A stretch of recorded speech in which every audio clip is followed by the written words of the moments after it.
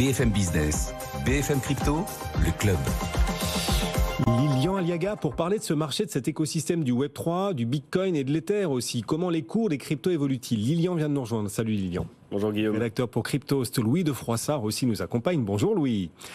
Oui, associé bonjour Guillaume, bonjour fondateur, bienvenue Louis, on est ravi de vous retrouver. Associé fondateur de Montaigne Conseil et Patrimoine, un CGP, un conseiller en gestion de patrimoine dans les cryptos, pionnier donc Louis de Froissart. Vous êtes tombé dans les cryptos quand vous étiez adulte. Vous nous direz pourquoi, comme conseiller en gestion de patrimoine, vous pensez les cryptos incontournables. Pourquoi à vos yeux, vos confrères CGP ont peut-être tort de leur tourner encore le dos. D'abord, l'actu du moment, l'actu du jour peut-être même, en direct. C'est Lilian qui va nous en faire part. Lilian. On en parle d'ailleurs tous les jours, les États-Unis régulent de plus en plus les cryptos. La SEC, le gendarme des marchés américains, sort du bois chaque jour. Et son patron, Gary Gensler, s'explique. Il explique pourquoi la SEC tente de plus en plus de réguler l'écosystème Web3. Que dit-il ? En effet, hier, Gary Gensler, donc, qui est le président de la SEC, la SEC, alors je vais le prononcer la SEC si ça vous embête pas Guillaume, il y avait une commission qui se tenait hier justement aux États-Unis pour l'interroger sur ses récentes décisions au sujet de l'industrie des crypto-monnaies, des décisions qui ont plutôt fait débat ces dernières semaines. Alors cette commission, elle était tenue par le Financial Services Committee, qui est en fait une organisation de la Chambre des représentants et qui a une autorité justement sur la SEC. Alors ce qui était reproché à Gary Gensler, c'est notamment d'avoir entretenu un flou sur la réglementation du secteur des crypto-monnaies et qui a freiné le développement des entreprises sur le secteur américain. Alors le premier point qu'on lui reprochait, c'est au niveau de l'Ether. En 2018, la SEC s'était positionnée en disant que l'Ether n'était pas un security, n'était pas un titre financier et donc n'entrait pas sous le champ de leur régulation. Il y a quelques semaines, la CFTC, qui est donc un petit peu l'homonyme de la SEC finalement en tant que gendarme financier américain, avait expliqué que l'Ether pouvait potentiellement rentrer en tant que commodity, donc valeur mobilière, et donc ça rentrait dans le champ de leur régulation à eux. La SEC a répondu en disant eh ben non, finalement on va considérer l'Ether comme un security et donc c'est nous qui allons nous en charger. Donc c'est compliqué d'imaginer pour les entreprises américaines comment est-ce qu'elles peuvent se positionner quand même les régulateurs eux-mêmes n'arrivent pas à placer le curseur. Et le deuxième point, c'est Gary Gensler lui-même qui l'a évoqué. Il disait on lui a reproché, on va dire, un manque de logique entre ses paroles et ses actes. C'est-à-dire que avec la SEC, ils ont toujours refusé d'intégrer les crypto-monnaies dans leur réglementation. Et donc, ils ont toujours refusé aussi d'accompagner les entreprises à essayer de se conformer à cette réglementation. Sauf que depuis quelques semaines, la SEC prend des décisions envers des entreprises, les sanctionne pour non-respect de certaines lois qu'elles ne savaient pas qu'elles devaient respecter. Donc c'est vraiment paradoxal et justement on peut le voir hier dans le discours de Gary Gensler. Je vous invite à regarder si ça vous intéresse les extraits de son passage. On voit que lui-même a du mal à justifier ses décisions. Donc cette commission elle s'est conclue en disant que la SEC devait accélérer la réglementation, que c'était urgent pour le secteur crypto américain, c'était urgent pour l'attractivité des États-Unis, forcément. Face à l'Europe notamment. Face à l'Europe Alors notamment. On se pince, mais dans les médias américains, je suis tombé dessus par hasard, effectivement on s'interroge, est-ce que les États-Unis sont en train de perdre en attractivité pour l'écosystème crypto par rapport à l'Europe? C'est le monde à l'envers. D'habitude, du matin au soir, c'est l'Europe qui a des complexes vis-à-vis des États-Unis. Là, les États-Unis en ont quelques-uns vis-à-vis de l'Europe. Tout à fait. Le cas le plus récent, c'est celui, et on l'évoquait hier d'ailleurs sur le plateau ici, celui de Brian Armstrong, le PDG de Coinbase, qui menaçait un petit peu les États-Unis en disant que si ça n'accélérait pas au niveau de la réglementation, il allait fuir vers l'Europe et fuir plus précisément vers le Royaume-Uni.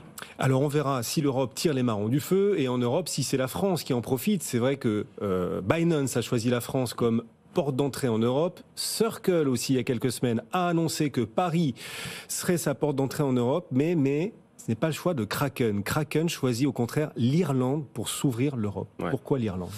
Alors pourquoi ça ? On n'a pas forcément de solution, de réponse à cette question-là. En tout cas, ce qui est sûr, c'est que Kraken a choisi de s'ouvrir à l'Europe en obtenant donc le fameux enregistrement VASP, donc c'est Virtual Asset Service Provider en Irlande, qui est délivré par la Banque centrale irlandaise.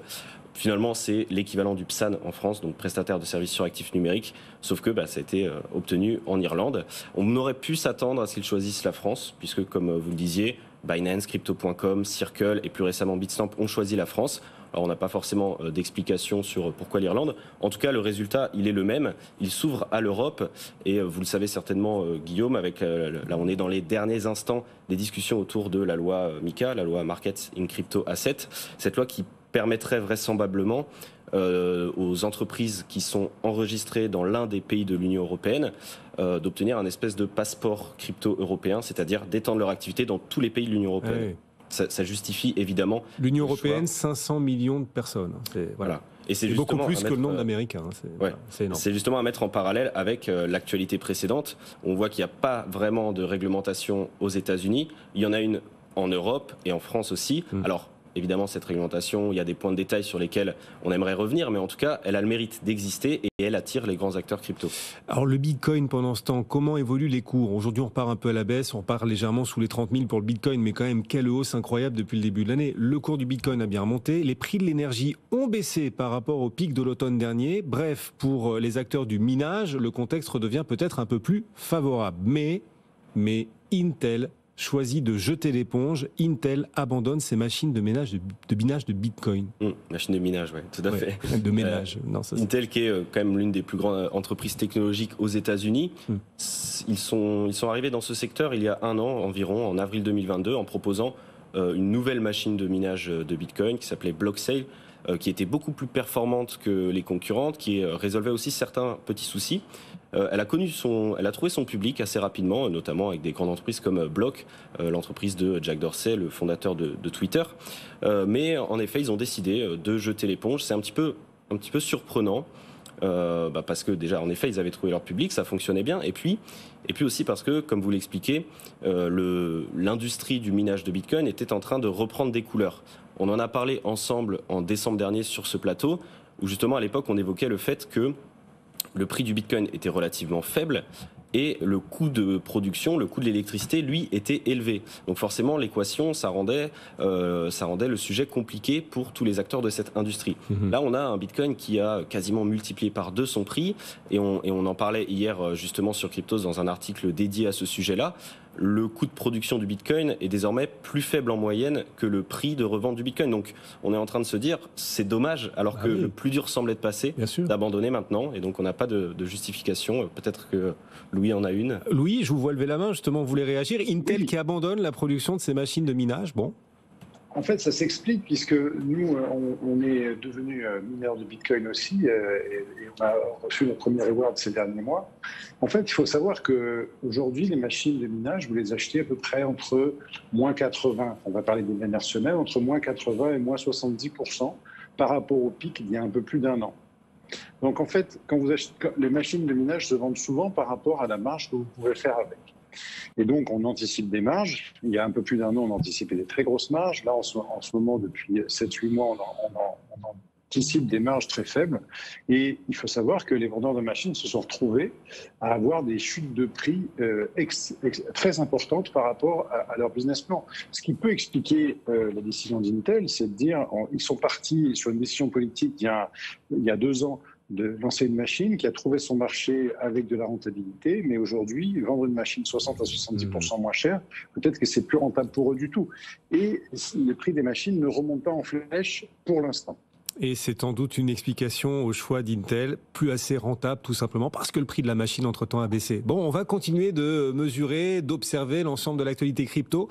Notez que BFM Crypto, c'est aussi un site, notre site BFM Crypto, et cet article qu'on vous propose depuis quelques minutes, consacré à la démocratisation des cryptos. Vous pouvez le consulter, cet article, les crypto-monnaies, figurez-vous, commencent à rentrer dans la vie des Français en 2023.